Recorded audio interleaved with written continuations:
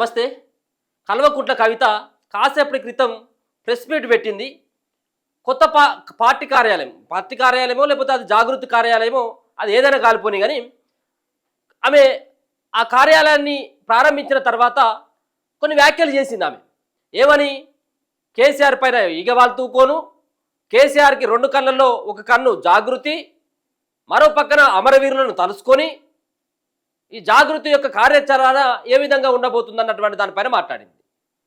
నేను ఏమంటా ఉన్నానంటే, కవిత కల్వకుంట్ల కుటుంబం మొత్తం ఈ 10-12 సంవత్సరాల కాలంలో తెలంగాణ వచ్చిన తర్వాత తెలంగాణ పదాన్ని ఉద్యమం అప్పుడు వాడుకున్నారు కుటుంబ స్వార్థం కోసం. తెలంగాణ వచ్చి అధికారంలో ఉన్న తర్వాత వీళ్ళు వాడినంతగా ఆ పదాన్ని ఇంకెవడు వాళ్ళు సెంటిమెంట్ని రగిల్చడం, చాలామందిని చంపేయడం. అంటే వీళ్ళు చేసినటువంటి హత్యలే. చాలామంది వీళ్ళు ప్రసంగించినటువంటి మాటలకి ఆకర్షితులైపోయి చనిపోయినటువంటి వాళ్ళు ఉన్నారు. కానీ తెలంగాణ అమరులకు సంబంధించినటువంటి విషయంలో మాట్లాడుతూ ఉంది. ఎస్, ఖచ్చితంగా తెలంగాణ అమరుల్ని అందరూ కూడా తలుచుకోవాల్సిందే. వాళ్ళ యొక్క పుణ్యం వల్లనే ఇవాళ తెలంగాణ రాష్ట్రంలో ఇటువంటి వ్యక్తులు ఇలా పదవులు 10-12 ఏళ్ళుగా వీళ్ళే వెళ్తూ ఉన్నారు. వాళ్ళ పుణ్యమే ఇలా రాష్ట్రం రావడానికి ప్రధానమైనటువంటి కారణం అమరవీరులే, కాదనట్లేము. కానీ దాంట్లో భాగంగా కేసీఆర్ ఏ విధంగానైతే మొన్న జరిగిన వరంగల్ సభలో అమరులకి కనీసం నివాళులు అర్పించలేకపోయిండే, అమరులకు సంబంధించినటువంటి కుటుంబాలను తలుచుకోలేకపోయిండే, అమరులకు సంబంధించినటువంటి త్యాగాలను గుర్తు చేసుకోలేకపోయిండు. మరో పక్కన వాళ్ళకి నివాళులు కూడా అర్పించలేనటువంటి అసమర్థత స్థితిలో ఉన్నటువంటి మీ నాయనను ముందుగా రా రేవంత్ రెడ్డి గారిని మాట్లాడుతూ అమరవీరులకు సంబంధించినటువంటి దాంట్లో రేవంత్ రెడ్డి గారు పేరు పెట్టాలని చెప్పేసి ఆమె సూచిస్తూ ఉంది. నేను ఎక్కడ కూడా ఆమె చేసినటువంటి డిమాండ్ను నేను ఎక్కడ కూడా వ్యతిరేకించట్లేదు. ఖచ్చితంగా రాజీవ్ యువ వికాస్ అన్నటువంటి పథకానికి శ్రీకాంతచారి గారి పేరో లేకపోతే యాదయ్య గారి పేరో లేకపోతే ఉంటే ఇంకా చాలామంది తెలంగాణ ఉద్యమంలో అసలు బాసినటువంటి తొలి మలిదశ ఉద్యమాల్లో అసలు బాసినటువంటి వాళ్ళ యొక్క పేర్లు పెట్టాల్సినటువంటి అవసరం కూడా ఉన్నది. రాజీవ్ గాంధీ లేకపోతే వాళ్ళ పేరు మనకు అవసరం లేదు. కానీ మీ నాయన చేసినటువంటిది ఏంటిది? కేసీఆర్ కిట్టు. ఎందుకు కేసీఆర్ కిట్ అని పెట్టాలా? కేసీఆర్ కిట్ అని ఎందుకు పెట్టిండు? మీ నాయన మరి పెట్టినప్పుడు ఆ రోజు నీకు సోయలేదా? అంటే ఆ రోజు ఏమో అధికారంలో ఉన్నావు కాబట్టి నీకు సోయలేదు. ఇలా ప్రతిపక్షంలో ఉన్నప్పుడు నీకు ఈ సోయి వచ్చింది అన్నట్టు. ఇంకా అవసరమైతుంటే ఇంక ఈ మనిషి పేరు మీద ఇంకా ఏమన్నా ఉన్నట్టయితుంటే ఆ పేర్లు కూడా మూడోసారి అధికారంలోకి వస్తే ఆ పేర్లు కూడా వచ్చి ఇప్పుడు ఇక ఇమాన్షు కిట్టు, ఇమాన్షుకు సంబంధించినటువంటి డైపర్లు అని ఏదో పెట్టి ఇంకా ఆయన నడుస్తుంది ఇంకా వ్యవహారం అంతా. అది ఇక్కడ చేసినటువంటి ఈమె కొన్ని వాళ్ళ నాయన ఏదో పొగుడుకుంటూ ఉన్నటువంటి అధికార పార్టీని విమర్శించాలని చెప్పేసి ప్రయత్నం చేస్తూ ఉన్నది. సరే, ఓకే, ఒక రకంగా ఇప్పటికైనా రేవంత్ రెడ్డి గారు అమరులను తలుసుకోవాలి, తెలంగాణ ఆవిర్భావం దినోత్సవం రోజు జై తెలంగాణ అనాలని చెప్పేసి ఆమె అంటా ఉన్నది. ఇలా జై తెలంగాణ అనేటువంటి ఆ పదాన్ని రేవంత్ రెడ్డి అనాల్సినటువంటి అవసరం ఉన్నది. జై తెలంగాణ, అదే తెలంగాణ అన్నటువంటిది సపరేట్ తెలంగాణ రాకపోయినట్లయితే ఇలా ఏ మూలకును ఇలా రేవంత్ రెడ్డి దాన్ని కూడా ప్రశ్నిస్తా ఉన్నాం. కానీ ఆ మాట్లాడేటువంటి అర్హత మేడం నీకు లేదు. మేడం ఎప్పటికో చేదాటిపోయింది, అయిపోయింది, మీ దుకాణం ఒడిసిపోయింది. ఇలా మళ్ళీ ఏదో సెంటిమెంట్ పేరు మీద బయటకు వెళ్ళాలని ప్రయత్నిస్తూ ఉన్నారు. సో ఒకసారి ఆమె మాట్లాడినటువంటి మాటల్ని ఒకసారి మీకు వినిపించేటువంటి ప్రయత్నం చేస్తా. తలలో నాలుకలాగా, ప్రతి ఇంటిలో ఆడబిడ్డలాగా, బతుకమ్మ ఎత్తినా బోనం ఎత్తినా వారి సంబరంలో సంబరంలాగా, వారి దుఃఖంలో దుఃఖంలాగా కలిసి ఉన్నటువంటి సంస్థ తెలంగాణ జాగృతి సంస్థ. తెలంగాణ జాగృతి సంస్థ పుట్టింది ఇద్దరు వ్యక్తుల యొక్క స్ఫూర్తితో. ఒకటి కేసీఆర్ గారు, రెండు ప్రొఫెసర్ జయశంకర్ గారు. ఇప్పుడు జయశంకర్ సారును మీ నాయన కేసీఆర్ మరి ఎప్పటికీ నువ్వే ఉండమ్మా ఇక అధ్యక్షురాలుగా అని చెప్పేసి నిన్ను పెట్టుకోమని చెప్పి ఇక నువ్వే ఉంటావు ఎప్పటికీ. ఇక వేరే వాళ్ళు ఎవరు కనబడతలేరు, ఇక ఎవరు కనబడతలేరు ఇక జాగృతిలో. ఇక మీరు ఒక్కరే ముంగట ఉండి నడిపిస్తూ ఉంటారు అన్నట్టు. ఇది వాళ్ళు అదే చెప్పిల్లా మరి ఆ మాట. ఎవరు లేరట స్ఫూర్తి, సారును జయశంకర్ సారు మళ్ళా ఈ కారు సారు, ఈ ఇద్దరు చెప్పిల్లట. ఎప్పుడు చెప్పవైంది మరి ఈ ముచ్చట? కేసీఆర్ గారు తెలంగాణ రాష్ట్ర సాధన కోసం ఉద్యమించినటువంటి సందర్భంలో మాత్రమే మలిదశ తెలంగాణ ఉద్యమంలో మాలాంటి వాళ్ళందరం కూడా తెలంగాణ రాష్ట్ర అవసరాన్ని ఏర్పాటును గుర్తించి మీరు అవసరాన్ని ఏర్పాటును గుర్తించి రాలే తల్లి. ఈ ఈ జూటా మాటలు బంద్ చేయి. ఇక నువ్వు మీ నాయన మీ అన్న ఇంకా మరవకపోతే ఇంకా ఇబ్బంది మీకు. తెలంగాణ అవసరాన్ని వీళ్ళు గుర్తించొచ్చు, మీ అవసరాన్ని గుర్తించొచ్చిండ్రు. ఇక ఎట్లా తెలంగాణ వచ్చినట్టుగా ఉన్నది రారా అని చెప్పేసి కేటీఆర్ని పిలుచుకున్నాడు కేసీఆర్. ఇక మరి కొడుకు వస్తే మరి బిడ్డకి ఎక్కడ పోతుంది? బిడ్డ కంచం బిడ్డకే ఉండాలే కాబట్టి బిడ్డను కూడా పిలిపించుకున్నాడు ఇక్కడికి. మీ అవసరాల కోసం వచ్చి లేదో తెలంగాణ అవసరం మీరు లేనప్పుడు, నువ్వు లేనప్పుడు నడిచింది, మీ అన్న లేనప్పుడు కూడా నడిచింది. సరే ఎవరైనా కానీ ఒప్పుకోవాల్సిందే. దాంట్లో బొంకిచ్చో బోర్లు ఇచ్చో దాన్ని ఏదో రకంగా ముంగడబడి నడిపించినటువంటి వ్యక్తి కేసీఆర్ అని చెప్పేసి ఒప్పుకోవాల్సిందే. కానీ నీ పాత్ర ఏంటిది? అది 4 ప్రోగ్రాంలు కానీ 4 బతుకమ్మలు ఆడినావు, అంతకంటే ఇంకా మిక్కిలు ఏం చేయలేదు. కానీ అంతకు మించి 4 బతుకమ్మలు ఆడితే ఇప్పుడు 12 సంవత్సరాల నుంచి పదవులు అనుభవిస్తూ ఉన్నారు. ఇక అంతకంటే ఇంకా మిక్కిలిగా మీ కుటుంబానికి ఇంకేం చేయలేదు తెలంగాణ సమాజం అంతా. ముందుకు వచ్చి తెలంగాణ ఉద్యమంలో పాల్గొనడం జరిగింది. ఇంకా ఇప్పుడు ఈమె రాకపోతే, వీళ్ళ అన్న రాకపోతే ఇప్పుడు తెలంగాణ ఏడేసినటువంటి గుంగని ఆయన ఉండవచ్చు. ఆ రోజు వీళ్ళు వచ్చి ముంగడపడి మరి మరి మీరు వచ్చి ఈ ఉద్యమంలో పాల్గొనడం వల్ల తెలంగాణ వచ్చిందంటే మరి 1200 మంది చచ్చిపోయారు కదా. మరి మీ కుటుంబంలో ఒకరు చావపోయా, ఒకరికి ఒక బుల్లెట్ గాయం కాకపోయా, ఒకరికి ఒక తోలు ఉసిపోకపోయా, ఒకడు కాలకపోయా, ఒకరు అగ్గిపెట్ట దొరకగానే అవతల పడే. అంటే ఇటువంటి వాళ్ళు ఉన్నారు.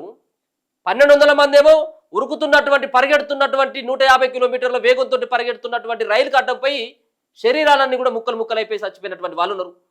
వాళ్ళు అన్యాయం అయిపోయి వీళ్ళు వస్తే గుర్తించి ఆ తెలంగాణ అవసరం ఉన్నదని గుర్తించి వీళ్ళు వచ్చిందట. వాళ్ళు పోయినాయి, వాళ్ళ త్యాగాలు పోయినాయి, వీళ్ళు రావడం వల్ల వచ్చింది అన్నట్టు. ఇండియాకి వచ్చాము. జయశంకర్ గారితో ఇంటరాక్షన్ ఏర్పడిన తర్వాత వారు మాకు ఆనాడు ఒక డైరెక్షన్ ఇచ్చింది. ఏంటిదో?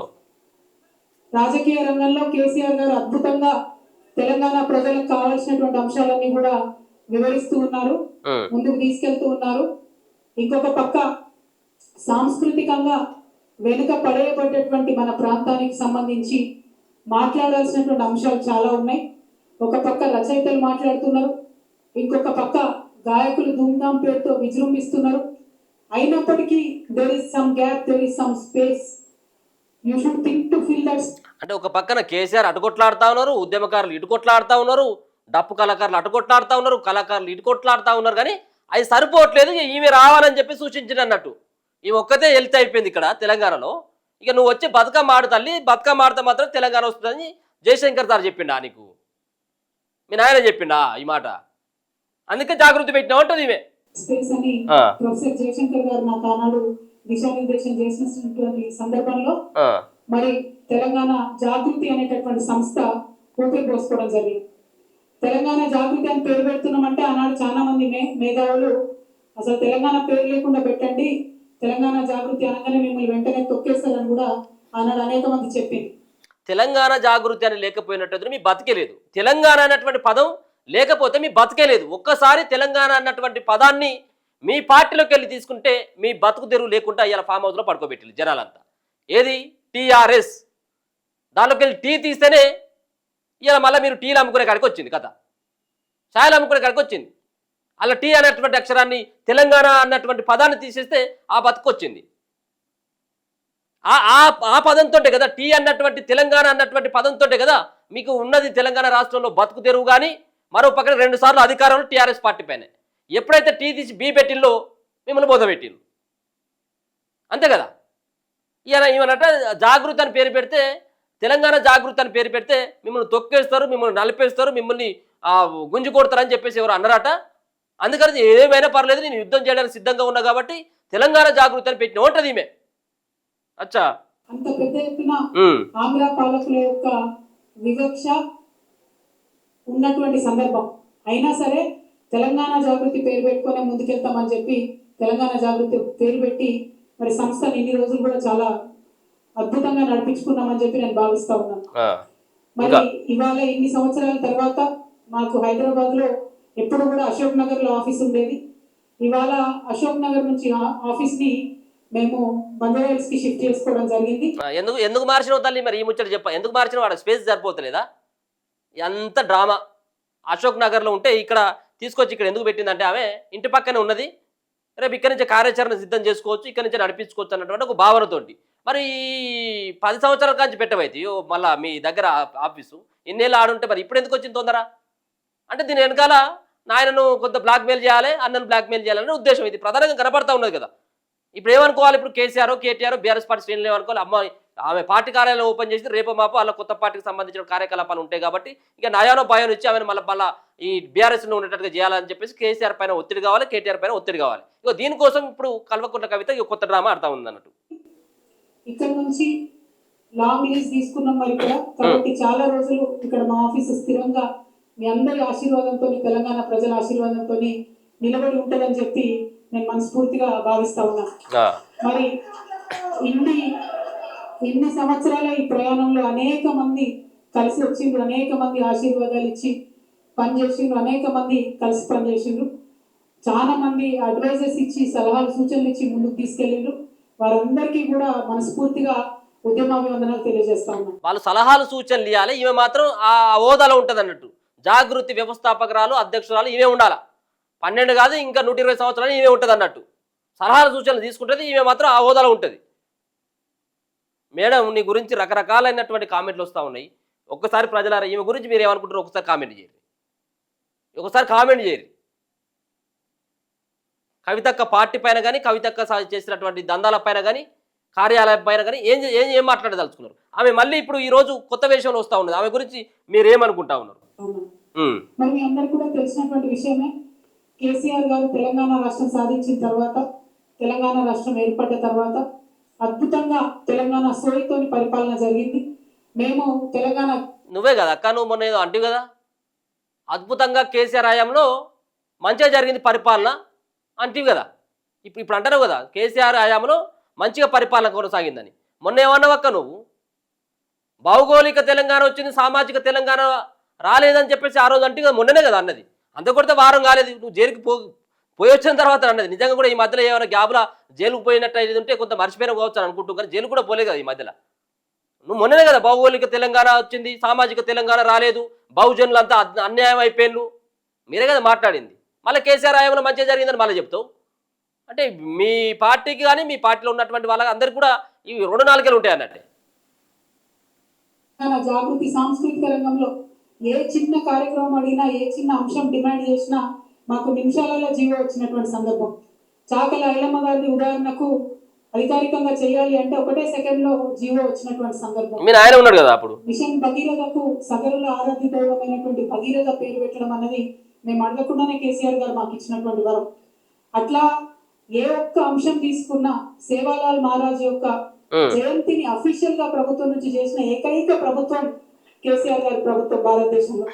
అట్లా మరి ఇవన్నీ చేసిన తర్వాత పార్టీ మధ్య నడతలేదు, భౌగోళిక తెలంగాణ, సామాజిక తెలంగాణ, ఈ తెలంగాణ ఆ తెలంగాణ ఇది పనికొచ్చేటువంటిది కాదు, ఇది పరిపాలించే శాత కాదని మళ్ళీ మీరే మాట్లాడితే మళ్ళీ ఏదో నాలుగే మారుతీవి.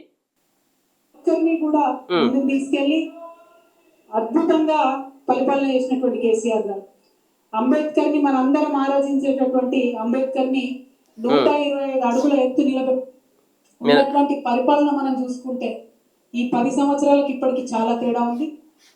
మన కర్మ ఏంటంటే ఇప్పుడు ఉన్నటువంటి మన ముఖ్యమంత్రి గారు కనీసం జై తెలంగాణ అని కూడా అన్నాడు. ఇవాళ మా తెలంగాణ జాగృతి ప్రారంభించుకున్న ఇక్కడ కొత్త ఆఫీస్ని, స్టేట్ ఆఫీస్ని ప్రారంభించుకున్నటువంటి సందర్భంగా ఎల్లుండే రాష్ట్ర అవతరణ దినోత్సవం వస్తుంది. నేను రాష్ట్ర ముఖ్యమంత్రి గారిని డిమాండ్ చేస్తా ఉన్నాను, సీఎం గారు కనీసం ఇప్పటికన్నా మీరు జై తెలంగాణ సో అనాల్సిందే, జై తెలంగాణ అన్నటువంటి ఆ పదం అనాల్సిందే, ఖచ్చితంగా ఆ రేవంత్ రెడ్డి గారు అనాల్సిందే, అది కాదనట్లేవు. మరో పక్కన మీ నాయన కూడా గతంలో మొన్న జరిగినటువంటి వరంగల్ సభలో మరి అమరవీరులకు సంబంధించినటువంటి విషయంలో మీ నాయన ఎందుకు మాట్లాడలేదు అన్నటువంటి దానిపైన కూడా నిలదీయాలి. అదే కాకుండా 10 సంవత్సరాలు పరిపాలించినటువంటి కేసీఆర్, అది మీ నాయన, మరి ఎందుకు అమరవీరులకు సంబంధించినటువంటి కుటుంబాలకు సంబంధించినటువంటి వాళ్ళకి ఎందుకు పదవి ఇవ్వలేదు అన్నటువంటి దానిపైన కూడా మీ పెదవులు ఇప్పాలని చెప్పేసి కూడా మేము అడుగుతా ఉన్నాం. ఇంకేమన్నది ఒకసారి చూద్దాం. తెలంగాణ రాష్ట్రం వచ్చింది కాబట్టి మీరు ఇవాళ తెలంగాణ రాష్ట్రానికి ముఖ్యమంత్రిగా ఉన్నారు, అది మర్చిపోయి అటువంటి వ్యక్తికే మీరు ఇవాళ నోటీస్ ఇవ్వడం ఎందుకోసం ఇస్తా ఉన్నారు? తెలంగాణ రాష్ట్రం వచ్చింది కాబట్టి మీరు ఇవాళ తెలంగాణ రాష్ట్రానికి ముఖ్యమంత్రిగా ఉన్నారు, అది మర్చిపోయి అటువంటి వ్యక్తికే మీరు ఇవాళ నోటీస్ ఇవ్వడం అంటే మీ నాయన చేయబట్టి తెలంగాణ వచ్చింది కాబట్టి తెలంగాణను మొత్తం దోచుకున్న కుటుంబం అంతా కూడా తెలంగాణ మీద రాక్షసుల లెక్క పడి దోచుకున్నా కానీ తిన్నా కానీ ఏమో అడగొద్దు అంటావు. ఇప్పుడు నీ మాటలు అట్లే ఉన్నాయి. తెలంగాణ రాష్ట్రాన్ని సాధించుకున్నటువంటి దాంట్లో నోటీస్ లేకపోతే ఏం చేస్తారు? తాటి మట్టిస్తారు. మరి నాలుగే తీసుకుంటారు మరి కేసీఆర్ అలా ఫామ్ హౌస్లో పడుతుంది. ఏమిస్తారు తల్లి? మరి చేసినటువంటి ఈ దొంగ పనులు ఉన్నాయి కదా, కాళేశ్వరం పని మీద ఆ మేడిగడ్డ కూలిపోయే దశకు వచ్చింది, కుంగిపోయేటువంటి ఆ పరిస్థితి ఏర్పడడానికి కారణం మీ నాయన కదా. బొట్టు రక్తం అంతా కూడా ఖర్చు పెట్టి అని చెప్పాడు కదా ఈ అపర మేధావి. 80,000 పుస్తకాలు చదివినటువంటి ఈ మేధావి చెప్పాడు కదా ఆ రోజు. నేనే మొత్తం డిజైన్ నేనే చేసిన, నేనే చీఫ్ ఇంజనీర్ లెక్క అవతారం ఎత్తినని చెప్పిండు కదా మీ నాయనే. ఏది కూలిపోయి కుంటిపోయినటువంటి ఆ ప్రాజెక్టును కట్టి 1,00,000 కోట్ల రూపాయలని ప్రజాధనాన్ని వృధా చేస్తే కాళేశ్వరం పైన కమిషన్ ఇస్తే కమిషన్ నోటీసులు ఇవ్వకపోతే ఏమిస్తుంది తల్లి? మరి అంటే మీరు ఎన్ని దందాలు చేసినా ఎన్ని వ్యవహారాలు చేసినా నోటీసులు ఇవ్వద్దు.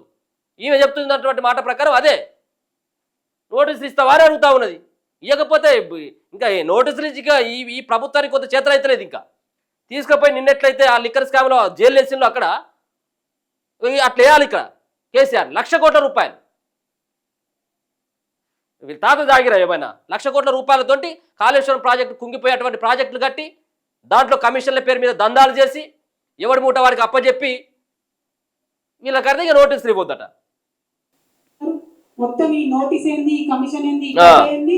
తెలంగాణ జాగృతి సైనికులంతా కూడా యావత్ రాష్ట్రానికి జూన్ 4వ తారీఖు నాడు మంచిది ఒక మహాధర్నా చేస్తాం. మేము ఆ ధర్నాలు అన్ని కూడా వివరిస్తాం.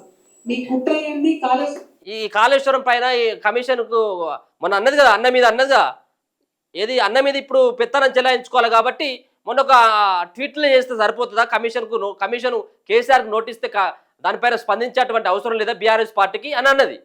ఇక నేనేందో చూపెడతా అని చెప్పేసి జాగృతి ఆధ్వర్యంలో 4 దండలు మెడలకు వేసుకొని ఇప్పుడు ధర్నా చౌకడ కూకుంటుంది అన్నట్టు. ఇవే చీల్చి చెండాడతారు ప్రజలే. కాళేశ్వరం పైన జరిగినటువంటి అవకతవకల పైన విచారణ జరుగుతుంది. దాంట్లో ఖచ్చితంగా దోషులు అనేటోళ్ళు రేపు మాపో తెలుస్తారు. ఎందుకు ఇచ్చినామని చెప్పేసి అంటుంది అటు ఈమె. ఎందుకు ఇచ్చినామని చెప్పి అప్పుడు గతంలో కూడా నాకు గిక్కర్కి ఏం సంబంధం ఉన్నది నాకు అని చెప్పేసి పిడికిని బిగించి మళ్ళీ కడిగిన ముత్యం లెక్క వస్తామని చెప్పేసి అన్నది. కడిగిన ముత్యం లేదు, మురికి పట్టిన ముత్యం లెక్క బయటకు వచ్చింది. ఇగో ఇటువంటి ప్రయత్నాలు చేస్తారన్నట్టు వీళ్ళంతా. టాపిక్ని డైవర్ట్ చేసేటువంటి ప్రయత్నం ఈమె చేస్తారు. ఇప్పుడు మళ్ళీ ఉద్యమానికి పోతుంది అన్నట్టు. మీ నాయన సక్కదానంలో పని చేసిందని చెప్పేసి ఇంకా మద్దతుగా పోతాను. అవును ఇవన్నీ కూడా వివరిస్తాం. జూన్ 4వ తారీఖు నాడు ఒక మహాధర్నా చేపట్టబోతా ఉన్నాం ఇందిరా పార్క్ దగ్గర తెలంగాణ జాగృతి తరఫున. ఖచ్చితంగా అక్కడ మొత్తం కూడా మీరు ఎట్లా గుత్తేదారులకు వంత పాడుతున్నారు, ఎట్లా తెలంగాణ రైతాంగాన్ని ఎండబెడుతున్నారు, ఎందుకోసం కాళేశ్వరం ప్రాజెక్టు మీరు వాడతలేరు, ఎందుకు నిర్వీర్యం చేస్తున్నారు, ఈ అంశాలన్నీ కూడా తెలంగాణ ప్రజల ముందు బట్టబయలు చేస్తామని చెప్పి సందర్భంగా మేము తెలియజేస్తా ఉన్నాం. అదే విధంగా మీకు తెలుసు తెలంగాణ జాగృతి అనేక కార్యక్రమాలు చేసుకుంటూ వచ్చింది. మేము పోరాటం చేస్తా ఉన్నాం. కానీ నిన్ననే ముఖ్యమంత్రి గారు వెళ్ళి మోడీ గారిని కలిసి దేశ ప్రధానమంత్రిని అనేక ప్రాజెక్టుల గురించి మాట్లాడింది. కానీ బీసీ బిల్లు గురించి మాట్లాడారు. ఇవాళ బీసీ బిల్లు మరి నేను ఆమె మహిళ అయిపోయింది, నేను అంటేనే మంచిగా ఉండదు. వస్తాయి కానీ నానా రకాలైనటువంటి సామెతలు వస్తాయి. కానీ ఈ గురువిందగా సామెత గుర్తొస్తా ఉన్నాయి. ఇంకా బీసీ బిల్లు అట, బీసీ బిల్లు గురించే. మరి ఆ రోజు ఏం కాసిన తల్లి మీరంతా, మీ బీఆర్ఎస్ పార్టీ శ్రేణులు నువ్వేం కాసినావు ఆ రోజు? బీసీ బిల్లు మరి ఆ రోజు మీ నాయన పెట్టలే. ఇంటింటి సర్వే అని చెప్పేసి చేపట్టి మొత్తం ఆ సర్వే రిపోర్ట్లన్నీ కూడా దాచుకున్నటువంటి అసమర్థమైనటువంటి వ్యక్తి ఎవరు? మీ నాయన కదా. మరి ఆ రోజు బీసీల సంఖ్య గింత, బీసీల రిజర్వేషన్లు గింత అని చెప్పేసి పంచవైతివి, ఇయ్యవైతివి, లెక్క చెప్పవైతివి. ఇవాళేమో బీసీల బిల్లు, బీసీల అంశం గుర్తొచ్చింది ఈమెకు. ఎంతో కొంత సరే ఏదేమైనప్పుడు కూడా దాంట్లో లోపాలు ఉన్నప్పుడు కూడా ఇగో మీ శాతం 54% ఉన్నదని చెప్పేసి ఎంతో కొంత చెప్పి దొంగ లెక్కలైనా పర్లేదు. కానీ ఇగో బీసీపీకి సంబంధించిన బిల్లుని అసెంబ్లీలో చట్టబద్ధత కల్పిస్తూ అది పార్లమెంట్ పంపించేసింది. అది అక్కడ రాష్ట్రపతి దగ్గర ఆగిపోయింది. వీళ్ళు అంత కొంత చేసిన ఇప్పుడున్నటువంటి ప్రభుత్వం. మరి మీ నాయన ఏం చేసిన 10 సంవత్సరాల కానించి? ఏం లేదు, శూన్యం, ఏది లేదు, శూన్యం. దానిపైన వద్దుగా ఈమె మాట్లాడుతుంది, వాళ్ళ బీసీ బిల్ అని మాట్లాడుతుంది తల్లి. మరి బీసీ బిల్ అంటే నువ్వు ఆ సీట్లకెళ్ళి, ఈ జాగృతి అన్నటువంటి సీట్లకెళ్ళి లే ఫస్ట్. ఇంకా నువ్వు బీఆర్ఎస్ పార్టీలో ఉన్నావు కదా, వర్కింగ్ ప్రెసిడెంట్ ఒక బీసీకి ఆయనకి ఇవ్వు. బీసీని ఒక ముఖ్యమంత్రి దమ్ము మీకు ఉన్నదా? బీసీలను ఏ విధంగా మీరు అవమానించిల్లో, మహిళలను ఏ విధంగా అవమానించిల్లో, ఉద్యమకారుని ఏ విధంగా అవమానించిల్లో, అమరుల కుటుంబాల్ని ఏ విధంగా కించపరిచిల్లో తెలంగాణ ప్రజలు మర్చిపోతారు అప్పుడే. ఈమె బీసీ బిల్లు గురించి మాట్లాడుతూ ఉన్నది. ఎందుకు ఇప్పుడు బీసీలకు సంబంధించినటువంటి ఉద్యమం నడుస్తూ ఉన్నది కదా, మళ్ళీ బీసీల ఓట్లు ఇవే కావాలా, అందుకని చెప్పేసి మళ్ళీ ఏదో తెర మీదకి ఒక కొత్త నాటకంతో కవిత బయలుదేరింది అన్నట్టు. నువ్వా మాట్లాడేది బీసీల గురించి? పెట్టించగలిగినామంటే ఆ, ఒకటి కాదు 2 బిల్లులు నువ్వు పెట్టించినామంటే నీతోటే దానిలో తెలంగాణ జాగృతి యూపీఎఫ్ పాత్ర ఉందన్న విషయాన్ని తెలంగాణ బీసీ బిడ్డలు ఎప్పుడు కూడా విస్మరించారని చెప్పి ఈ సందర్భంగా నేను గుర్తు చేస్తూ, మీరు మర్చిపోవచ్చు కాక ఆ, కానీ మేము మర్చిపోలేదు. బీజేపీ వాళ్ళకి హెచ్చరిక చేస్తా ఉన్నాం, మీరు బీసీ బిల్లును డీప్ ఫ్రీజ్ లో పెట్టే ప్రయత్నం చేస్తే కొన్ని రోజుల తర్వాత మళ్ళా జాగృతి కార్యాచరణ తీసుకుంటది. ఖచ్చితంగా కేంద్రానికి సెగగలిగే విధంగా రైలు రోక లాంటి కార్యక్రమాలను కూడా తీసుకొని పెద్ద ఎత్తున ముందుకెళ్తామని చెప్పి నువ్వు రైలు రోకో తీసుకున్నా, నువ్వు విమాన రోకోలు తీసుకున్నా నీతో అయ్యేది కాదు. నిన్ను ఢిల్లీలో ఎవరు కూడా నమ్మే పరిస్థితులు లేరు, నీ ఎంబటి కలిసి వచ్చేటోళ్ళు కూడా లేరు. ఏమన్నా వాళ్ళ ఎంబటి నీ ఎంబటి కనుక వాళ్ళు వచ్చినట్టయితే ఉంటే నీ ముద్ర కూడా వాళ్ళకు పడుతుంది అన్నటువంటి భయంతో ఇంకా ఉంటా ఉన్నారు. అరవింద్ కేజ్రీవాల్ అయితే ఆగం చేసినావు, మొత్తానికైతే మాత్రం అక్కడ పార్టీలు లేకుండా చేసినావు. నువ్వు చేసినటువంటి దందాలతోటి మళ్ళీ ఇంకా బీసీల బిల్లు, బీసీలకు సంబంధించినటువంటి అంశంతో ఈమెతో ఏమో అవుతుందట. నీ వెనకాల వచ్చేటోళ్ళు ఎంతమంది ఉన్నారు చెప్పు? బీఆర్ఎస్ పార్టీలో ఉన్నావు కాబట్టి ఆయనతో నీకు ఇన్ని రోజులు ఉన్నది కావచ్చు, కానీ మళ్ళీ జాగృతి పేరు మీద పోతే, గతంలో కూడా జాగృతి పేరు మీద పోయి నీ బీసీ బిల్లు అని చెప్పేసి అంటే అలా అప్పుడు లోపల నెట్టేసిండు. ఇప్పుడు కూడా అదే పరిస్థితి అవుతుంది మళ్ళీ. అని చెప్పి బీసీలకు 42% రిజర్వేషన్లు లోకల్ బాడీ ఎన్నికలు పెట్టే లోపలనే తెలంగాణ జాగృతి తరఫున పోరాటం చేసి సాధించుకుంటామని కూడా ఈ సందర్భంగా తెలియజేస్తాం. ఇప్పుడు ఫస్ట్ మీ నాయన పైన పోరాటం చేయాలి నువ్వు. ఇప్పుడు సరే ఏదేమైనప్పుడు కూడా అది రాష్ట్రపతి దగ్గర ఉన్నది, మరొక పక్కన కేంద్రం కూడా కులగణన జనగణన చేస్తానంటుంది కాబట్టి అది కొంచెం లేట్ అయ్యేటట్టున్నది. స్థానిక సంస్థల్లో పార్టీల తరపు నుంచి మేము 42% రిజర్వేషన్ ఇస్తామని చెప్పేసి కాంగ్రెస్ పార్టీ అంటా ఉంది. దీన్ని కూడా మనం వ్యతిరేకిస్తా ఉన్నాం, ఖచ్చితంగా ఇవ్వాల్సిందే 42%. ఒకవేళ అట్లా అమలు కాకున్నట్టయితే పార్టీలు తీర్మానం చేయరి 42% ఖచ్చితంగా మేము బీసీలకు ఇస్తామనేది కాంగ్రెస్ పార్టీ అంటుంది, ఇస్తామని చెప్పేసి రేవంత్ రెడ్డి అంటా ఉన్నాడు. మరి మీ నాయన ఒప్పి ముదాలు, నాయన మరి 42% పార్టీ నుంచి ఇద్దాం పట్ట అని చెప్పేసి. మీ పార్టీలో ఉన్నటువంటి వ్యక్తులు, మీ నాయన చుట్టూ ఉన్నటువంటి వాళ్ళందరూ బీసీలేనా? వాళ్ళంతా నువ్వు కూడా బీసీవేనా? మరి చెప్పు. అంటే పార్టీల పంపకాలు, ఆ పార్టీలో ఉన్నటువంటి పదవుల పంపకాలనేమో మీ కులపోళ్ళు కావాలి, మీ బంధువులు కావాలి. ఇప్పుడు ఉద్యమించాలి, మేము ఎగిరి గంతేయాలి, మళ్ళీ రైలు రోకోలు, ధర్నాలు, కొట్టుకునుడు, గుద్దుకునుడు కూడా మా వాళ్ళు ఉండాలన్నట్టు. ఎన్ని రోజులు ఇంకా డ్రామాలు. అట్లానే తెలంగాణ మహిళలకు మీరు ప్రామిస్ చేసినటువంటి 2500 రూపాయలు ఏదైతే ఉందో అది బంద్ చేయి తల్లి. ఇక నువ్వు ఈ నోరు తెరిస్తే ఇక ఇదే కథ, ఇదే కథ. మహిళలకు మీ నాయన ఏం చేసిన తల్లి? అసలు క్యాబినెట్లో మొదటిసారి కనీసం ఏ ఒక్క మహిళ కన్నా అవకాశం ఇచ్చిండా? ఏ ఒక్క మహిళ కన్నా కనీసం మంత్రి పదవి ఇచ్చిండా? ఇవన్నీ దోకే బాజు ముచ్చట్లు అన్నీ బంద్ చేసి ఈ సంబంధించినటువంటి ఆ పార్టీ వ్యవహారం ఇంకేమైనా చూసుకో. కానీ మళ్ళీ బీసీల నినాదంతో, ఈ కొత్త నినాదంతో వచ్చి మళ్ళీ ఇంకేదో అడ్డగోలు వేషాలు ఇస్తే తెలంగాణ సమాజం అంత అమాయకమైనటువంటి సమాజం ఏం కాదు. తన్ని తరిమేసినటువంటి తెలంగాణ సమాజం, ఎవరైతే గుత్తేదారులు, పెత్తందారులకే కొడవలు పట్టుకొని చాకలైలమ్మ లాంటి వాళ్ళు పోరాటం చేసినటువంటి యోధులు పట్టినటువంటి గడ్డ ఇది. ఈ గడ్డ మీద మీలాంటి ఇక పప్పులు ఉడకవు, ఇక అయిపోయినాయి. ఇక మీ డ్రామాలు, మీ వ్యవహారం అంతా అయిపోయింది. అప్పుడు ఇక ఊకున్నది ఉత్తమం ఇప్పుడు తప్పించి ఇలా మళ్ళీ బీసీ నినాదం, జాగృతి, గీగృతి అంటే ఎవరు కూడా నీతో కలిసి వచ్చేటువంటి ప్రయత్నం అసలు పరిస్థితి లేదు.